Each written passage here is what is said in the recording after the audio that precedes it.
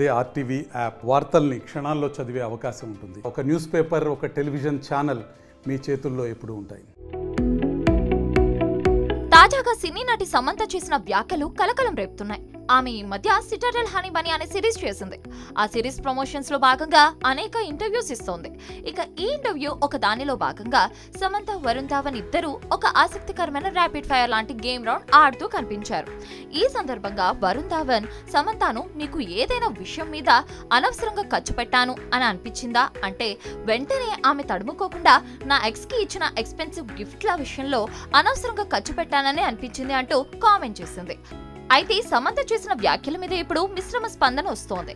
కొంతమంది ఈ విషయంలో సమంతకి అనుకూలంగా కామెంట్ చేస్తుంటే మరికొంతమంది మాత్రం ఆమెకు వ్యతిరేకంగా కామెంట్స్ చేస్తున్నారు.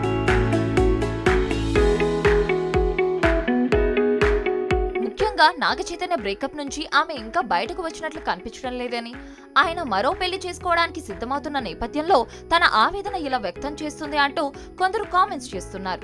మరికొంతమంది ఆమె విడాకుల తర్వాత ఎలాంటి భరణాన్ని ఆశించలేదు, అలాంటప్పుడు నాగచైతన్య కోసం పెట్టిన ఖర్చు విషయంలో ఆమె కామెంట్ చేస్తే తప్పేంటి అని కామెంట్ చేస్తున్నారు.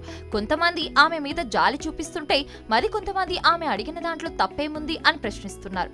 అయితే మరికొంతమంది కామెంట్స్ ప్రకారం సమంత నాగచైతన్య గురించి మాట్లాడి ఉండకపోవచ్చని, ఎందుకంటే నాగచైతన్య కంటే ముందే ఆమె ఒకరిద్దరు హీరోలతో ప్రేమాయణం నడిపినట్టు ప్రచారం జరిగింది కాబట్టి బహుశా వారి గురించి ఆమె అలా మాట్లాడి ఉండవచ్చని కామెంట్ చేస్తున్నారు.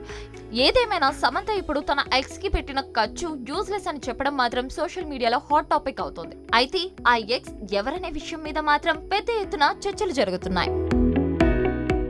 మరిన్ని వీడియోస్ కోసం ఛానల్ ని సబ్స్క్రైబ్ చేయండి. లేటెస్ట్ అప్డేట్స్ కోసం వాట్సాప్ ఛానల్ ని ఫాలో అవ్వండి. అండ్ లింక్ డిస్క్రిప్షన్ లో ఉంది.